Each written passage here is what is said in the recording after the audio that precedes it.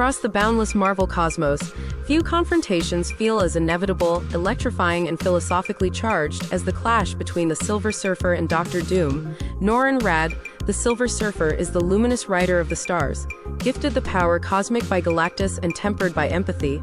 Victor Von Doom, sovereign of Latveria, is the iron-willed architect of destiny who marries supreme intellect with forbidden sorcery. Their conflict is more than a duel of energy beams and armored gauntlets. It is a test of ideals. The Surfer believes power is a responsibility, to be used with restraint and compassion. Doom believes power is a mandate to be seized, shaped, and obeyed. When these worldviews collide, the battlefield becomes a laboratory for ultimate questions. Is raw might greater than prepared mind? Can mercy outlast malice? Does a cosmic conscience defeat a monarch's will? Consider the symbolic geometry of their rivalry. The Surfer's silver form reflects the stars he protects, while Doom's iron mask reflects a world he would remake. One scans the horizon for suffering and interposes himself. The other scans for limits and abolishes them. The Surfer trusts free peoples to grow. Doom distrusts freedom as entropy and insists on order by decree. Their battles double as arguments, punctuated by light and thunder. Even silence speaks. The pause before a blast, the breath before a bargain, the weight of every life within range. The stakes rise beyond personal victory, reaching into ideals that cannot share a throne. The power cosmic of the Silver Surfer. The Silver Surfer's gifts are as vast as interstellar night. Imbued with the power cosmic, he can project quasar-hot energy, absorb and redirect hostile forces, sculpt matter at the molecular level, and heal what has been broken.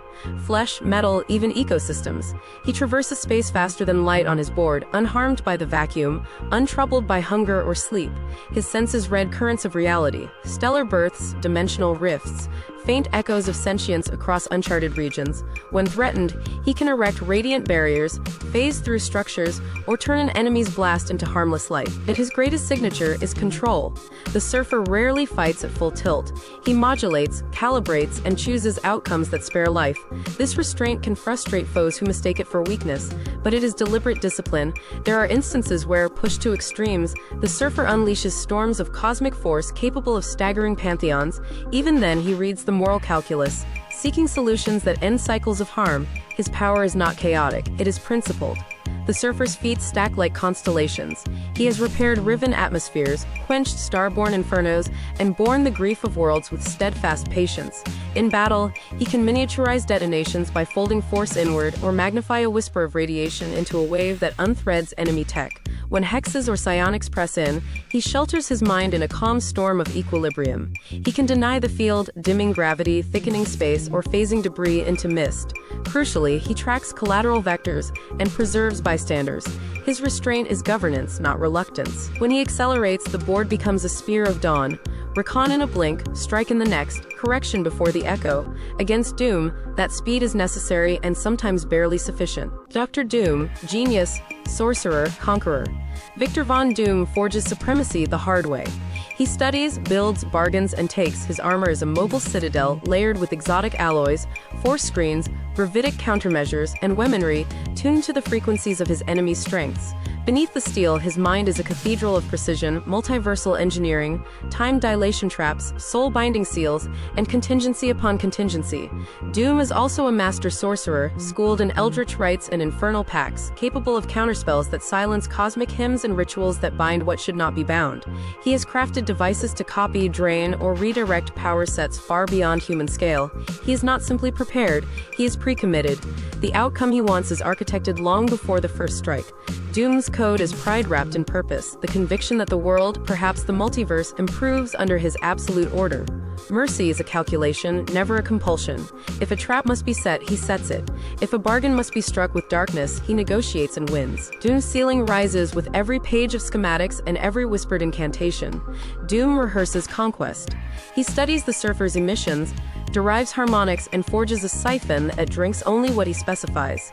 He laces the air with counterwards so that action feeds hidden capacitors. He seeds diplomatic traps, a relief convoy that doubles as a hostage matrix, a corridor whose walls are contracts and cameras.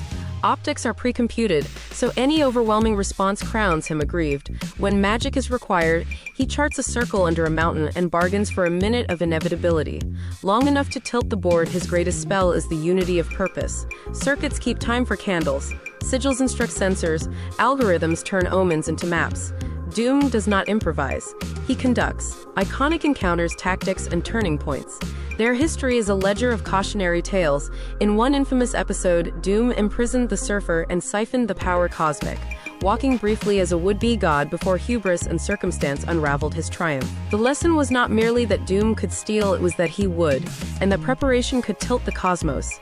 In other encounters, when Doom lacked stolen power or specialized devices, the Surfer's raw output and agility overwhelmed Latveria's monarch, forcing retreats or Pyrrhic stalemates.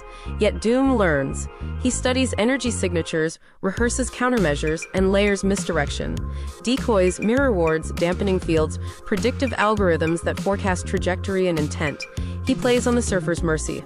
Hostages, diplomatic shields, ethical dilemmas align to the second hand of a ticking device.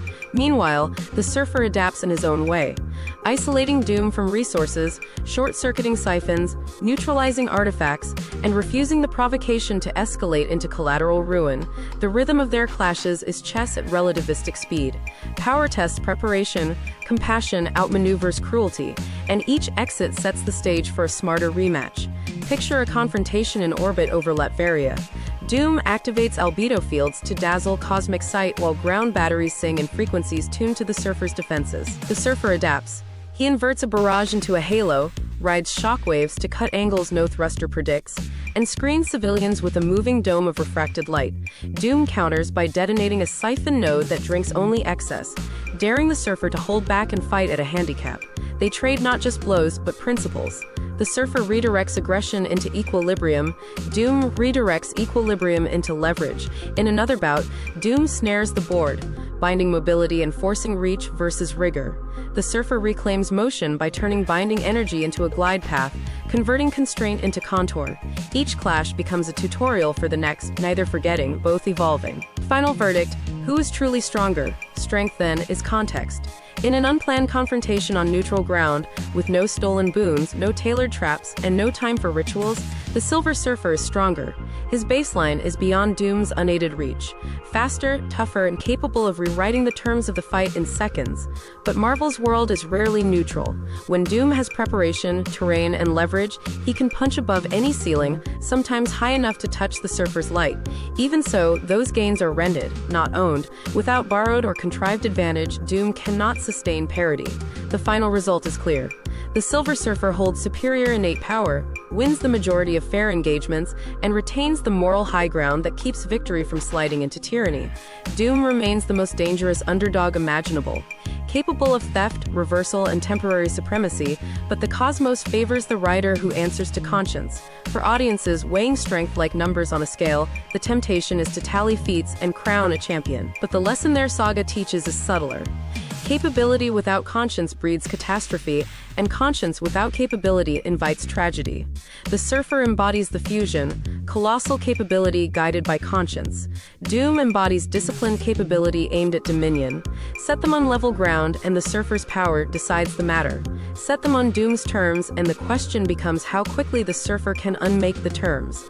That he often can is proof of superior strength. That Doom sometimes delays the inevitable is proof of terrifying ingenuity.